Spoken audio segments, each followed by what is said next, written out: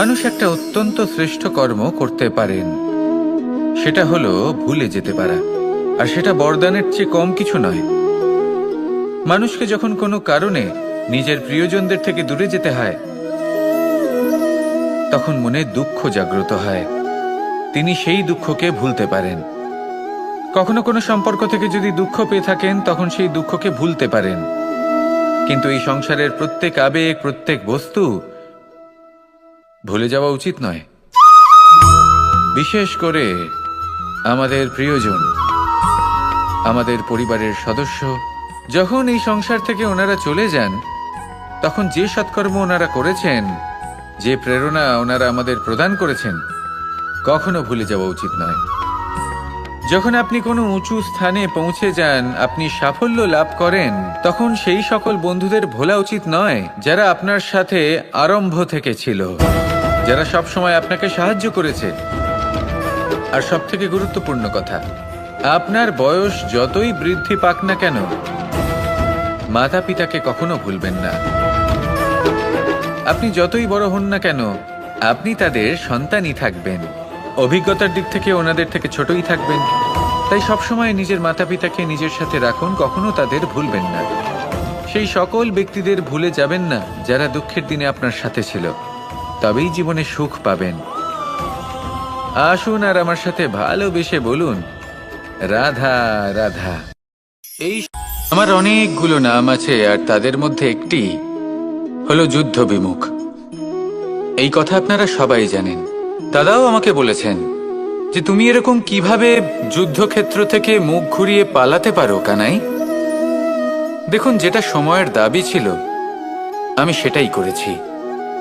যদি আমি রণভূমি ত্যাগ করে না পালাতাম, তাহলে কে জানে কত সৈনিক নিজেদের প্রাণ হারাতেন, কে জানে কতগুলি পরিবার নিজেদের বাঁচার আশা হারাতেন, কে বলতে পারে হয়তো কত প্রাণী এই সংসার ত্যাগ করতেন। আর তাই কখনো কখনো যুদ্ধ বিমুখ হওয়াই শ্রেয়। কখনো জীবনের ক্ষেত্রেও এটা প্রযোজ্য। যদি দূরে চলে গেলে আপনার সম্ভাবনা বৃদ্ধি পায়, তাহলে দূরে চলে যান। দূরে চলে যান সেই সকল ব্যক্তিদের থেকে যারা কথায় কথায় আপনাকে অপমান করেন, আপনার নিন্দা করেন, আপনাকে বাধা দেবার চেষ্টা করেন, আপনাকে ছোট করেন। কারণ তাদের সাথে থেকে, সেই সকল ব্যক্তিদের সাথে থাকলে যারা আপনার মূল্য বোঝেন না, আপনি নিজের আত্মসম্মান, নিজের আত্মবিশ্বাস, নিজের ব্যক্তিত্বকে নত করে ফেলবেন।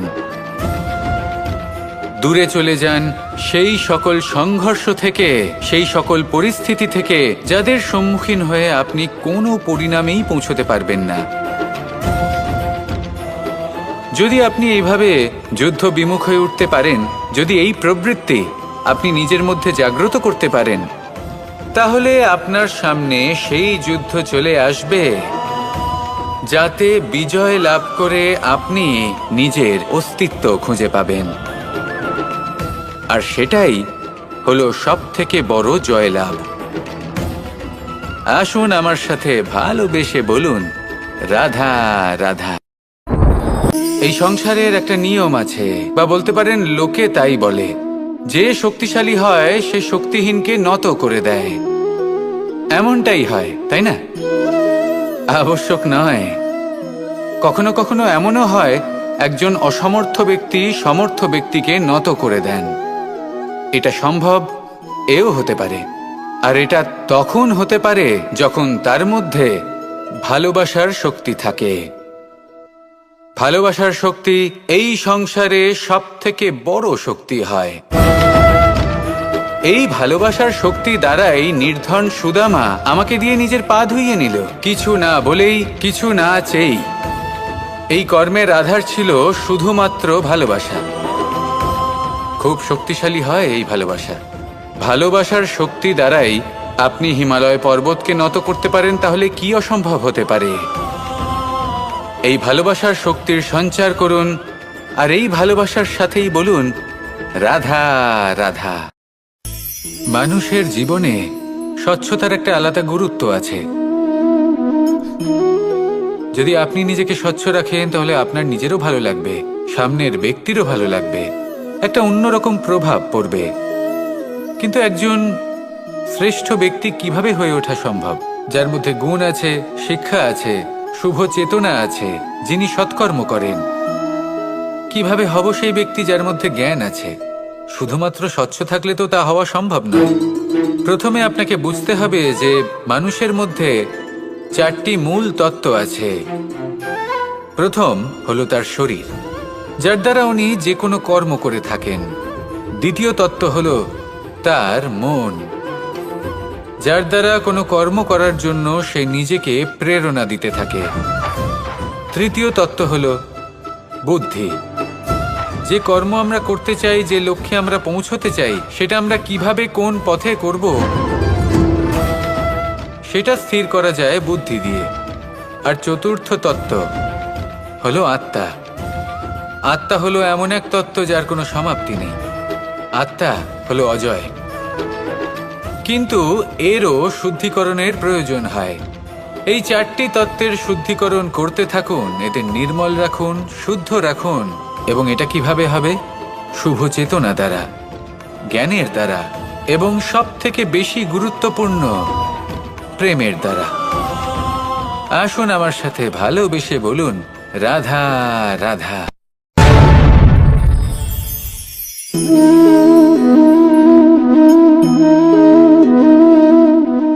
জল এই সংসারের সমস্ত প্রধান তত্ত্বের মধ্যে একটি।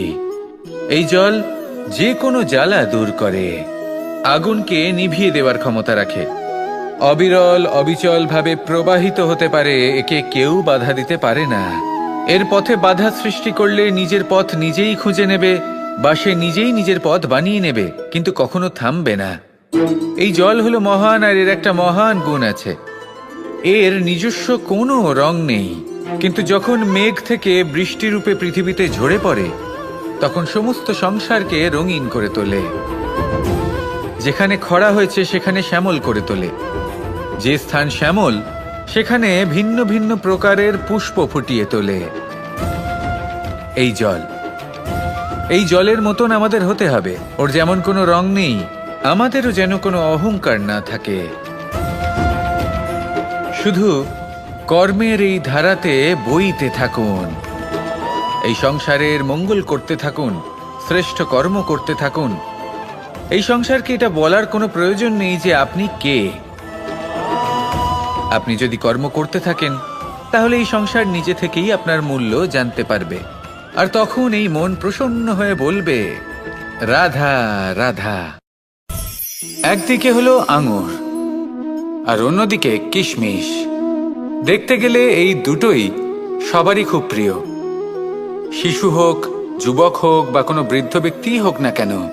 আর দেখতে গেলে এই কিশমিশ, এটা আঙুর থেকেই আসে, তারই অন্য একটি রূপ। কিন্তু কখনো হাটে যান আর গিয়ে জিজ্ঞেস করুন যে এই কিশমিশ আর আঙুর, এই দুইয়ের মধ্যে অধিক মূল্য কার? আপনিও নিশ্চয়ই জানবেন যে কিশমিশের মূল্য আঙুরের থেকে অনেক গুণ বেশি। এবার এরকম কেন হয়? এর পেছনে কি কারণ থাকতে পারে?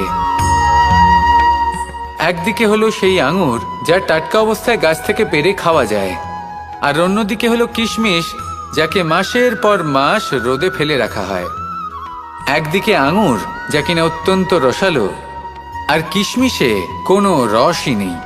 একটি হলো অত্যন্ত কোমল এবং সুন্দর, অন্যটি অমসৃণ এবং তাতে বিন্দুমাত্র সৌন্দর্য নেই, তাও তার মূল্য বেশি। এইসব কেন হয়? এই কারণেই হয় কারণ সেই আঙুর অনেক মাস পর্যন্ত রোদ সহ্য করে থাকে, কষ্ট সহ্য করে থাকে, তবেই সেই আঙুর কিশমিশে পরিণত হয়। এবার জীবনের কড়া রোদ যাকে সহ্য করতে হয়, তার সাথেও এটাই হয়ে থাকে। তারও মূল্য আপনা থেকেই বৃদ্ধি পায়। আপনার জীবনে আপনার গুণ, আপনার প্রতিভা, তা অত্যন্ত গুরুত্বপূর্ণ। কিন্তু যখন আপনি অভিজ্ঞতা লাভ করেন, তখনই সেই অভিজ্ঞতা আপনার গুণ এবং প্রতিভাকে আরও অনেক বেশি শ্রেষ্ঠ করে তোলে। তাই জীবনের কঠোর রোদের মধ্যেও দাঁড়িয়ে থাকাটা শিখে নিন, সাহসের সাথে কঠিন পরিস্থিতির সম্মুখীন হওয়াটা শিখে নিন। ঠিক এইভাবেই অভিজ্ঞতা লাভ করতে হয়। আর এই অভিজ্ঞতা আপনার মূল্য বৃদ্ধি করতেই থাকবে। আর তখন এই মন প্রসন্ন হয়ে বলবে, রাধা রাধা। আমাদের সকলের জীবনেই দুই ধরনের ব্যক্তি থাকেন, বন্ধু এবং শত্রু। তারা হলেন আমাদের প্রিয় বন্ধু, যারা আমাদের জীবনে সবসময় আমাদের পাশে থাকেন। কখনো কখনো আমরা তাদের জন্য কিছুই করি না, তাও তারা আমাদের আনন্দ প্রদান করেন, ভালোবাসা প্রদান করেন। আর অন্যদিকে থাকে আমাদের শত্রু। দেখতে গেলে যখন আমরা জন্ম নিই তখন কিন্তু আমাদের কোনো বন্ধু থাকে না, আমাদের কোনো শত্রুও থাকে না। কিন্তু যত ধীরে ধীরে আমরা জীবনে এগোতে থাকি, আমাদের বয়স বাড়তে থাকে, তখন আমাদের বন্ধু আর শত্রু এই দুইয়ের সংখ্যা বাড়তে থাকে। আর সেই সবকিছু নির্ভর করছে আমাদের কথার ওপর এবং আমাদের ব্যবহারের ওপর। এবারে আপনি যদি কোনো ব্যক্তিকে স্বাগত জানান উদার চিত্তে, ভালোবেসে, তাহলে সেই ব্যক্তি আপনার বন্ধু হবেই হবে।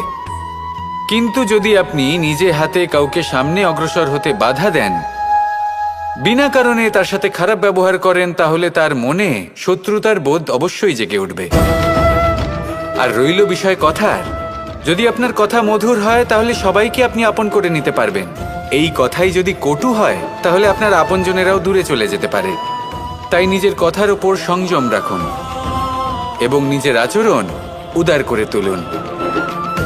জীবনে সুখে সুখ থাকবে। আসুন আমার সাথে ভালোবেসে বলুন, রাধা রাধা।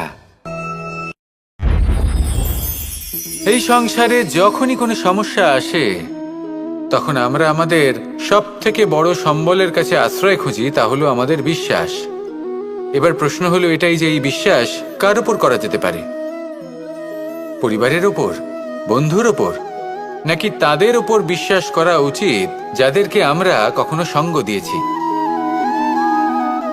দেখুন, এই সংসারে বিপদের সম্মুখীন হলে কে আপনাকে সাহায্য করবে সেটা নির্বাচন করা আপনার হাতে নেই। সেটা সেই সকল ব্যক্তির উপর নির্ভরশীল যে তারা আপনাকে সাহায্য করবে নাকি করবে না। অর্থাৎ যখনই কোনো বিপদ আসে সর্বপ্রথম তার সম্মুখীন আমাদের নিজেকেই হতে হয়।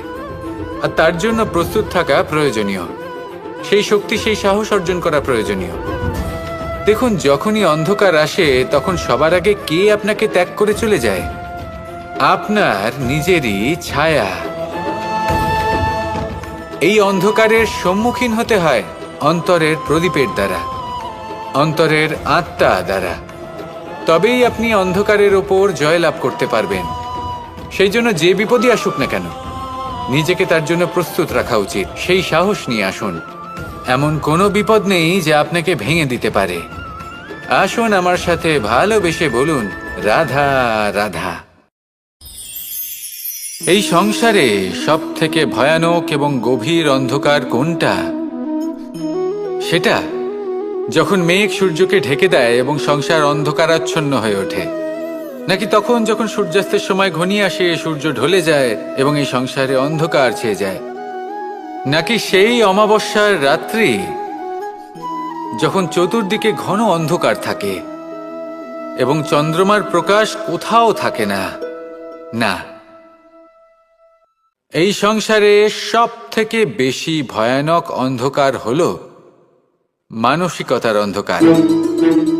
মানসিকতা খুব গভীর একটা বিষয়। এই মানসিকতাই সত্যের রূপ ধারণ করে এবং আমাদের এই মানসিকতা এবং বিবেকে একটা সূর্য থাকে। যদি আমরা এটা জীবন থেকে বের করে ফেলি তাহলে নিরাশা, হতাশা, অসফলতা এর এমন এক ঘন অন্ধকারে আমরা ফেসে যাব যে তার থেকে বাইরে বের হওয়া প্রায় অসম্ভব ব্যাপার হয়ে দাঁড়াবে। বড়ই কঠিন হয় সেই সময়। সেই জন্য ইতিবাচক মনোভাব থাকা খুব প্রয়োজনীয়। এটা ভাববেন না যে এটা আমার সাথে কেন হলো, এই সমস্যা কেন এলো, ওই ব্যক্তি আমার সাথে এটা কেন করলেন। এটা ভাবুন যে আমি জীবনে যে পরিস্থিতিতে দাঁড়িয়ে আছি তার থেকে আমি ঠিক কিভাবে বাইরে বেরোতে পারবো। যতই ঘন অন্ধকার থাকুক না কেন, খুব ছোট একটা প্রদীপের প্রকাশ আমাদের পথপ্রদর্শক হয়ে দাঁড়াতে পারে। আর আমাদের জীবনে এই ছোট্ট একটা প্রকাশ হলো আশা। এই আশার একটি কিরণ আমাদের অত্যন্ত গাঢ় অন্ধকারেও পথ দেখাতে পারে। তাই এই আশাকে সবসময় মনে প্রজ্বলিত করে রাখুন। গাঢ় থেকে গাঢ় অন্ধকারের সাথে, কঠিন থেকে কঠিনতর সমস্যার সাথে লড়াই করুন, সামনে এগিয়ে চলুন, আর আমার সাথে ভালোবেসে বলুন, রাধা রাধা। শত্রুতা। একজন মানুষ অন্য মানুষের সাথে শত্রুতা করে বসেন। দুজন ঘনিষ্ঠ বন্ধু, এমনও এক সময় আসতে পারে যখন এনারা একে অপরের শত্রু হয়ে ওঠেন। এর অনেকগুলো কারণ হতে পারে, কিন্তু মূল কারণ হলো আলোচনা। আগে হ্যাঁ, আপনি যদি কারোর বিষয়ে আলোচনা করেন তাহলে সে আপনার শত্রু হয়ে যেতে পারে। এবার মনে একটা প্রশ্ন আসতে পারে যে এটা কিভাবে সম্ভব হতে পারে?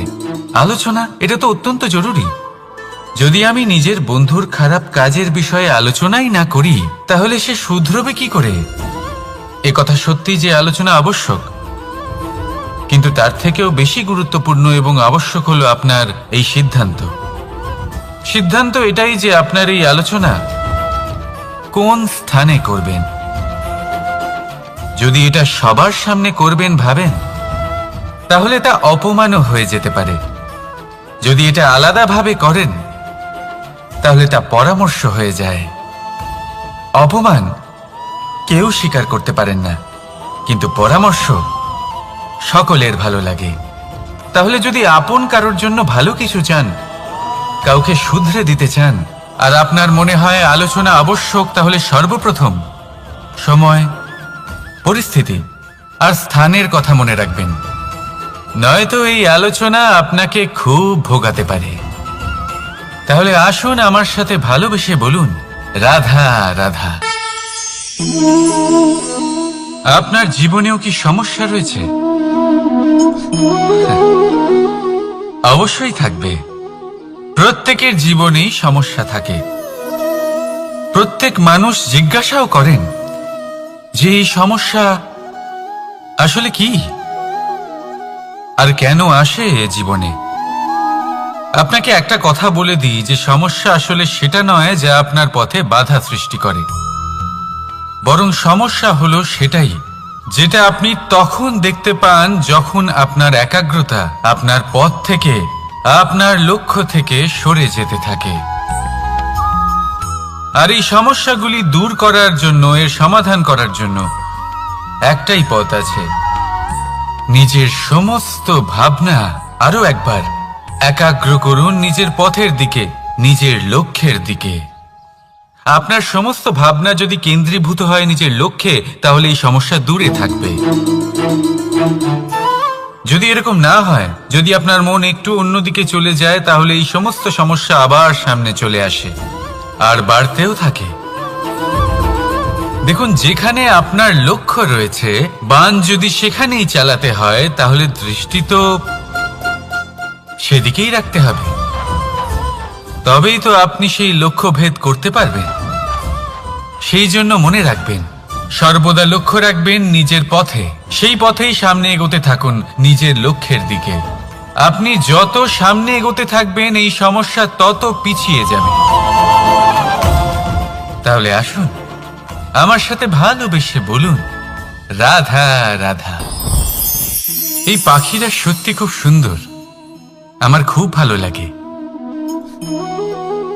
আপনি নিশ্চয়ই শুনে থাকবেন যে কিছু পাখির কাছে ডানা অবশ্যই থাকে, কিন্তু উড়তে পারে না।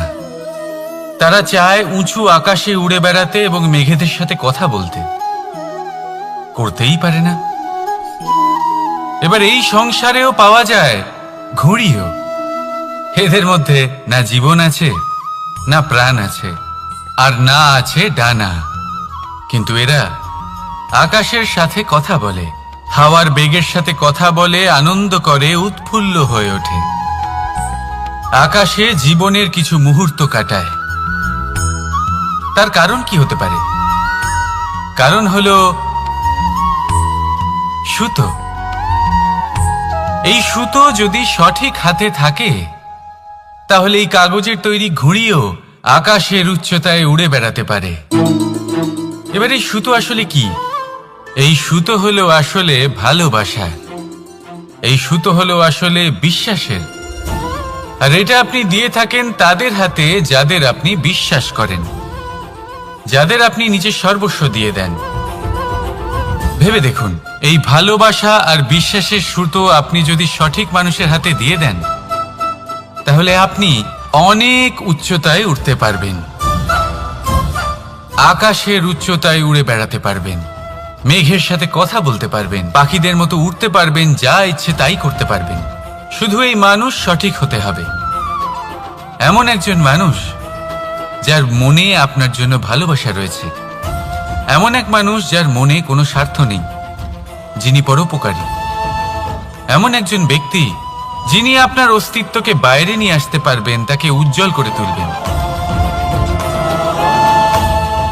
তাহলে ভালোবাসুন, আনন্দ করতে থাকুন, আর এই আনন্দ সহকারে বলুন, রাধা রাধা। আমরা সকলে এমন ব্যক্তির সাথে থাকতে চাই যারা খুব মিষ্টি কথা বলেন, যাদের ব্যবহার আমাদের ভালো লাগে, যারা দেখতে সুন্দর হন, যাদের আমরা পছন্দ করি। আর সব সময় এমন ব্যক্তির থেকে দূরে থাকতে চেষ্টা করি যাদেরকে আমরা পছন্দ করি না, যাদের কথা আমাদের খারাপ লাগে, যাদের কথা একটু কঠোর হয়। আমরা সব সময় চেষ্টা করি এদের থেকে দূরে থাকার, ঠিক কিনা? কিন্তু যদি বাস্তবটা দেখি, তাহলে এই কঠোরতা জীবনে শান্তির প্রলেপ দেয়। ওষুধও একটু কড়াই হয়, কিন্তু এ কি করে? আমাদের সুস্থ করে তোলে। ঠিক সেইভাবেই ভালোবাসার এই অধ্যায় একটু কঠিন, একটু কড়াও মনে হতে পারে, কিন্তু এর ফল সবসময় আপনাদের স্বাস্থ্যের পক্ষে ভালোই হয়। সেই জন্য যদি কেউ আপনার নিন্দে করে, আপনাকে কড়া কথা শোনায়, আপনার ব্যাপারে আলোচনা করে, তার মানে এটা নয় যে সে আপনার শত্রু। হতে পারে তিনি আপনার বন্ধু হন, আপনার জন্য ভালো চান, আপনাকে শুধরে নিতে চান, আপনার মধ্যে কোনো পরিবর্তন দেখতে চান। সেই জন্য কখনো কারোর কথা শুনে বা কাউকে দেখে প্রাথমিকভাবে এই সিদ্ধান্ত নেবেন না যে তিনি আপনার শত্রু হন নাকি আপনার বন্ধু হন। এমনও শত্রু হয়ে থাকেন যে গুড়ের মতো মিষ্টি মিষ্টি কথা বলে আসলে আপনাকে বিষ পান করিয়ে দেবেন, আর এমনও বন্ধু থাকেন যারা আসলে নিমের মতো কড়া কথা বলেন কিন্তু আপনাকে অমৃত পান করান। এদের মধ্যে পার্থক্য করতে জানতে হবে, কে আসলে শত্রু হন আবার কে আসলে মিত্র হন। এই পার্থক্য যখন আপনি করতে শিখবেন, তখন আপনি এই সংসারের সব থেকে সুখী প্রাণী হয়ে উঠবেন। এই পার্থক্য বোঝা সহজ নয়, কিন্তু অবশ্যই আবশ্যক। রাধা রাধা। অসুখ। এমন কোনো মানুষ আছেন এই সংসারে যার অসুখ করে না? প্রত্যেক মানুষ কখনো না কখনো অবশ্যই অসুস্থ হয়েছে, তার এই শরীর রোগের শিকার অবশ্যই হয়েছে। এবারে দেখুন, এই রোগ আসে, আবার এই রোগ চলেও যায়, কিন্তু সেই রোগ আমাদের কষ্ট দিতে কেন সক্ষম হয়? কারণ হলো স্বচ্ছতা। যদি এই স্বচ্ছতা শরীরে না থাকে, তাহলে মানুষকে শারীরিক কষ্ট পেতেই হবে। ঠিক সেইভাবেই অত্যন্ত প্রয়োজনীয় হলো এই স্বচ্ছতা যেন মনেও থাকে। যদি এই স্বচ্ছতা মনে না থাকে, তাহলে মানুষ চারিত্রিকভাবে কষ্ট সহ্য করেন। এবারে নিবারণ কি হতে পারে? বড়ই সহজ এর উপশম। যদি রোগ শরীরে হয়, তাহলে সর্বপ্রথম স্বচ্ছতা বজায় রাখতে শিখুন, এই শরীরকে পরিষ্কার রাখতে শিখুন। বিচক্ষণতার সাথে এই রোগের সম্মুখীন হন, ভয় পাওয়ার কোনো দরকার নেই। ব্যায়াম করতে থাকুন, সব ঠিক হয়ে যাবে। সেইভাবেই যদি এই অসুখ মনে হয়, তাহলে কি করা যায়? সর্বপ্রথম তার আধারের উপরে নজর দিন। আপনার এই আধারই হলো আপনার আহার। যা আপনি আহার করবেন, সেরকমই মানুষ হয়ে উঠবেন। সেইভাবেই আপনি যেরকম ভাবেন, সেরকমই মানুষ হয়ে উঠবেন। সেই জন্য নিজের ভাবনাকে শুভ করুন, নিজের দৃষ্টিভঙ্গিকে শুভ করে তুলুন, সব কিছু সঠিক হবে। আপনার আমার সবার মধ্যেই এক রাক্ষস বাস করে, তার সম্মুখীন হন, তাকে পরাস্ত করুন। তাহলে এই রোগ সে শরীরেই হোক বা মনের মধ্যে, যদি সঠিক সময় তাকে আটকানো না যায়, তাহলে যে কোনো সময় তা মহামারীর রূপ ধারণ করবে। সেই জন্য সাবধানে থাকুন, সুস্থ থাকুন। তাহলে আসুন, আমার সাথে ভালোবেসে বলুন, রাধা রাধা।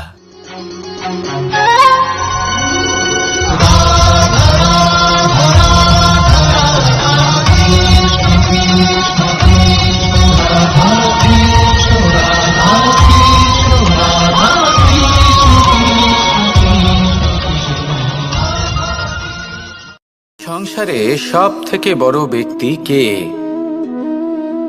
আপনি বলবেন এ কেমন ধরনের প্রশ্ন, কিন্তু এটা হলো সব থেকে উচিত প্রশ্ন। কেউ এর উত্তর দেবে যে সেই মহাপ্রতাপী রাজা তিনি হলেন সব থেকে বড় ব্যক্তি, সেই বড় রাজনীতিবিদ তিনি সব থেকে বড় ব্যক্তি।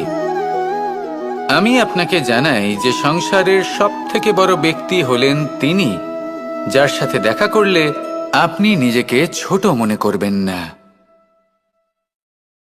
কোনো ব্যক্তি যিনি সব থেকে বেশি শক্তিশালী, আপনি যদি তার সামনে যান তাহলে উনি আপনার অন্তরের শক্তিকে বাইরে বের করে আনবে, আপনার অন্তরের লুকিয়ে থাকা শক্তিকে জাগ্রত করতে প্রেরণা প্রদান করবে। তিনি হলেন বড় ব্যক্তি, তিনি হলেন মহান ব্যক্তি। তিনি নন যিনি নিজের বল এবং ঐশ্বর্য দ্বারা আপনাকে তার সামনে ছোট প্রমাণ করবেন। এবং সেই জন্য মহাদেব আমার আরাধ্য হলেন আমার খুব প্রিয়। কারণ রাজা হোক বা ফকির, কেউ যদি ওনার সামনে যান তাহলে সে নিজেকে ছোট মনে করেন না। আপনিও যদি জীবনে অনেক বড় হতে চান তাহলে কাউকে কখনো নিজেকে ছোট মনে করতে দেবেন না। তার অন্তরে বড় হয়ে ওঠার প্রেরণা প্রদান করুন। আসুন আমার সাথে ভালোবেসে বলুন, রাধা রাধা। এই সংসারে সাফল্য লাভ করার জন্য জ্ঞানের প্রয়োজন হয়, পরিশ্রমের প্রয়োজন হয়, দৃঢ় নিষ্ঠার প্রয়োজন হয়, নিরন্তর চেষ্টা করা প্রয়োজনীয়। কিন্তু আরো কিছু আছে যা অত্যন্ত প্রয়োজনীয় এবং গুরুত্বপূর্ণ। তা হলো ভালো বন্ধু। তাদের থাকা অত্যন্ত প্রয়োজনীয়। যদি ভালো বন্ধু থাকে তাহলে সময় এলে তারা ঢাল হয়ে আপনাকে সুরক্ষা করবেন। সময় এলে অস্ত্রের মতো শত্রুকে সংহারও করবেন। যদি তিনি জ্ঞানী হন, তাদের মধ্যে সদ্গুণ থাকে, তাহলে এই সব গুণ আপনার মধ্যেও প্রবেশ করবে। তাহলে সাফল্যের জন্য ভালো বন্ধু পাওয়া অত্যন্ত প্রয়োজনীয়। কিন্তু শুধু বন্ধু কেন, ভালো শত্রুও থাকা প্রয়োজনীয়। এবার আপনি ভাববেন এ আমি কি বললাম? যদি আপনার জীবনেও ভালো অর্থাৎ শক্তিশালী শত্রু থাকে তাহলে আপনিও শক্তিশালী হতে থাকবেন। এই শত্রু আপনাকে প্রেরিত করবে আরো বেশি শক্তিশালী হয়ে ওঠার। কখনো কোনো হরিণকে দেখুন, তীব্র গতিতে দৌড়তে থাকে। কেন তীব্র গতিতে দৌড়য়? এই কারণে নয় যে কোথাও তার জন্য মধুর ঘাস অপেক্ষা করে রয়েছে, না। সে এই কারণে তীব্র গতিতে দৌড়য় কারণ সেটা না করলে তার পেছনে একটি সিংহ আছে যে ওকে নিজের ভোজন করে ফেলবে। তাই জীবনে বিপদ, সংকট এই সবকিছুও হলো অত্যন্ত গুরুত্বপূর্ণ।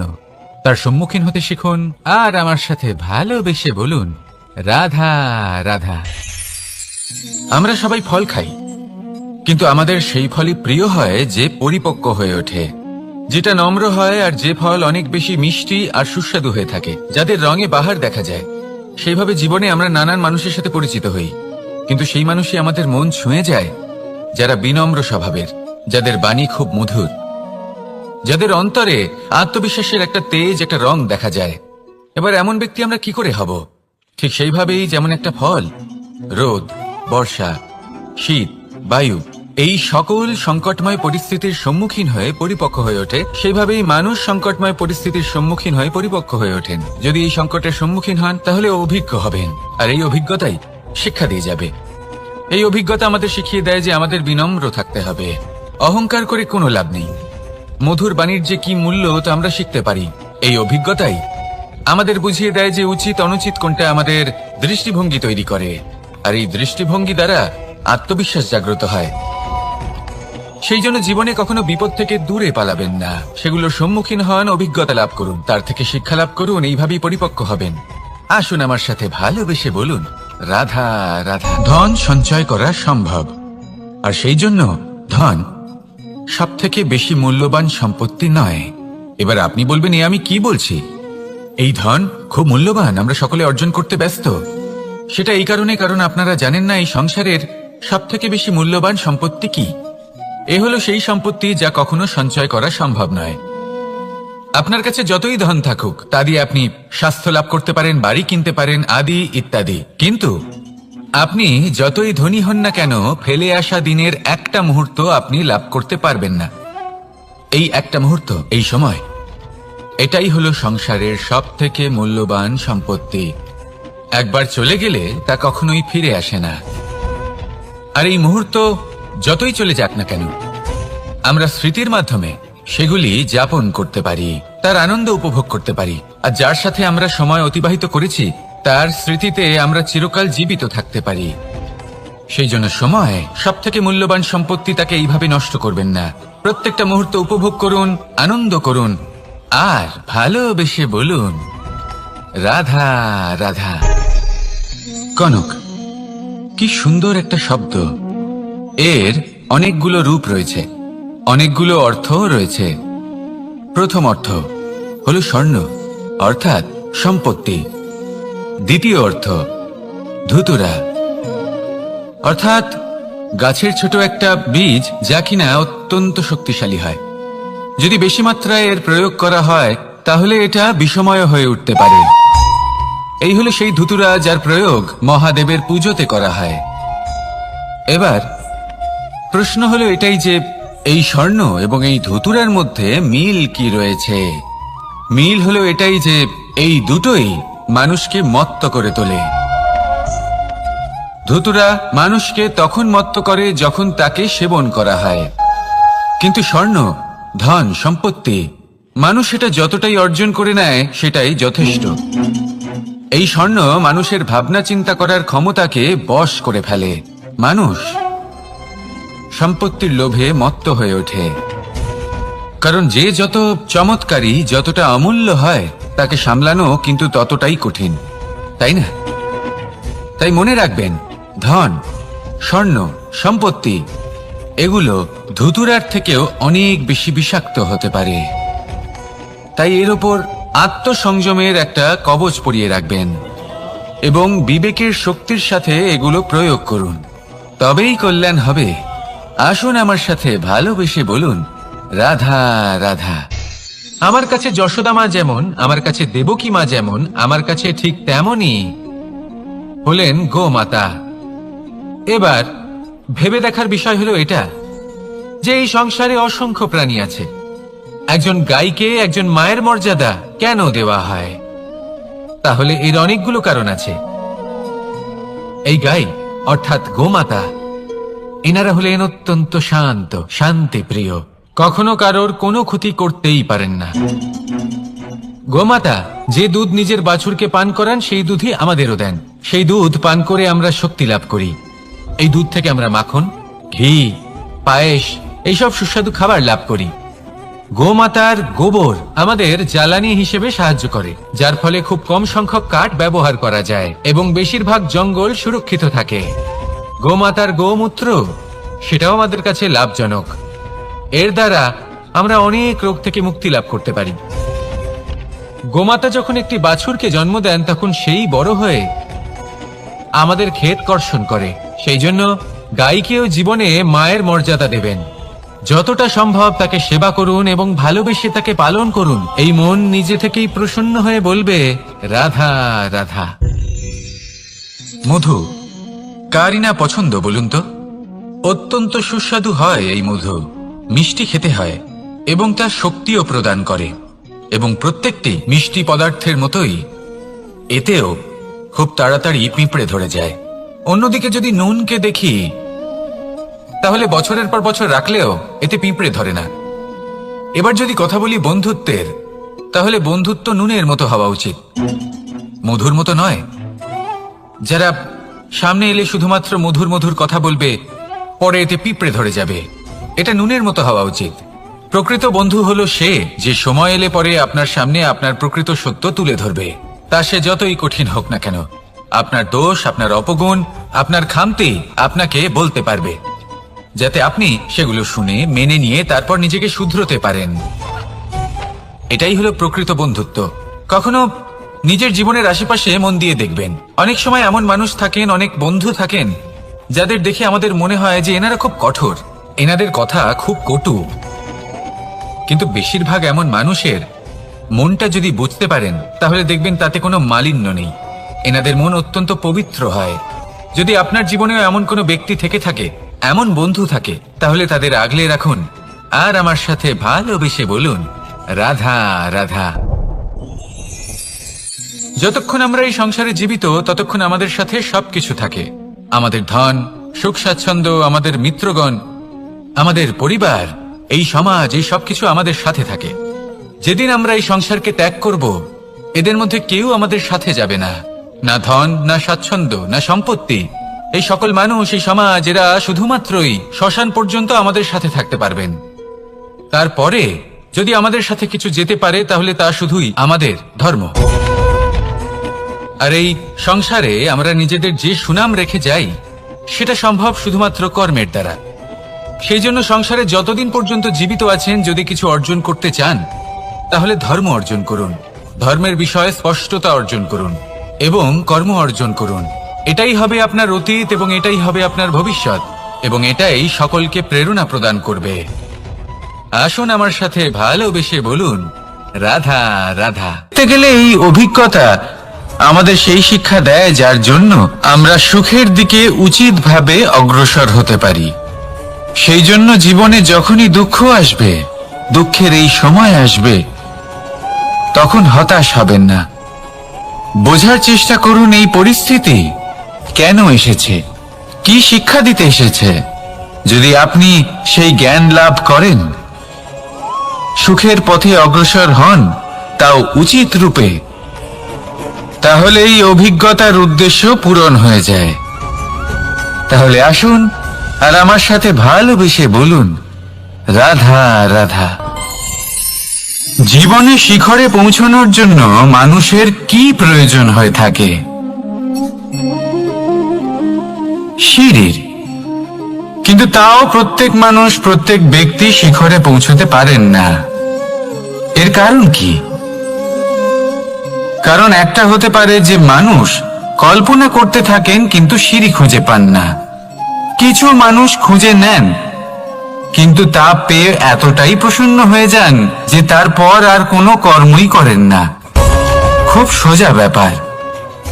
অনেক মানুষ সিঁড়ি খুঁজে পান না, আর যদি পেয়েও যান, তাও যতক্ষণ না তাতে চড়ছেন, সেই শিখরে পৌঁছবেন কি করে?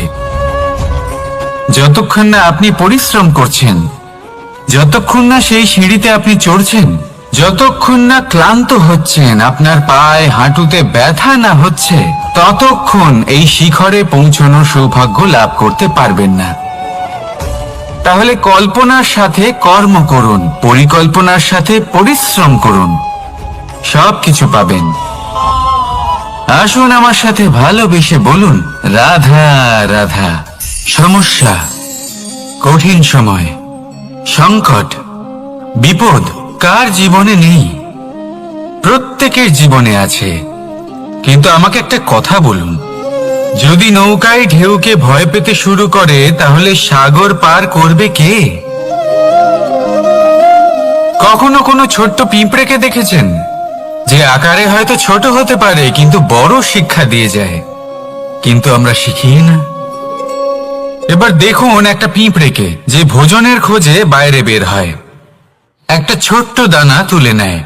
ছোট দানা তোলে কারণ তার থেকে বেশি সে তুলতেই পারবে না। সে দানা নিয়ে চলতে শুরু করে, কোনো দেওয়ালে উঠে পড়ে, আবার পড়েও যায়। সেই দানা দূরে কোথাও একটা পড়ে যায়, তা আবার খোঁজে, তুলে নেয়, আবার চলতে থাকে। পড়ে যায়, আবার ওঠে, পড়ে যায়, আবার ওঠে। সেই দানাটা রেখে দেয়, আবার বেরিয়ে পড়ে ভোজনের খোঁজে।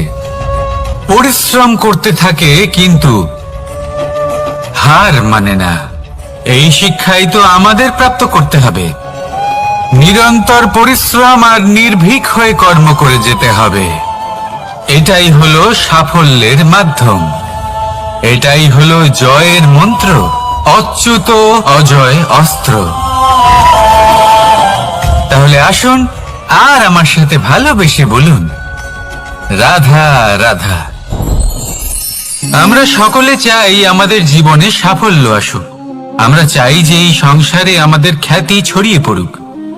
আমরা চাই যেন আমরা আলোচিত হই। কিন্তু শুধু চাইলেই কি যায় আসে? যদি এই সংসারে আলোচিত হতে হয়, তাহলে পরিচিত হতে হবে পরিশ্রমের দ্বারা। যতক্ষণ না আপনারা পরিশ্রমের সাথে পরিচিত হবেন, সাফল্যের সাথে পরিচিত হবেন না। সংঘর্ষ করতে হবে প্রতিদিন, প্রতি বছর। জীবনের সব পরিস্থিতিতেই হয়তো নতুন নতুন বাধা আসবে, নতুন নতুন বিঘ্ন ঘটবে, কিন্তু এটা আবশ্যক নয় যে সমস্ত বিঘ্ন বিনাশের জন্য আসবে। কিছু বিঘ্ন আপনার পথ প্রশস্ত করার জন্য আসবে, আপনার পথ পরিষ্কার করার জন্য আসবে। যদি আপনাকে উদাহরণ দিই, যখন বন্যা আসে, বাড়ি ঘর ভেসে যায়, তখন আমরা হতাশ হয়ে পড়ি, আমরা দুঃখী হয়ে পড়ি। কিন্তু সেই বন্যাই আমাদের সেই ধরিত্রীকে এত উর্বর করে তোলে যে সেই উর্বর অংশ কাজে লাগিয়ে আমরা সেরকম আরো 10টা বাড়ি বানাতে পারি। তাহলে ধন্যাত্মক থাকুন, আর যে কোনো সংঘর্ষের জন্য প্রস্তুত থাকুন। জীবনে অনেক দূর যেতে পারবেন। তাহলে আসুন আমার সাথে ভালোবেসে বলুন, রাধা রাধা।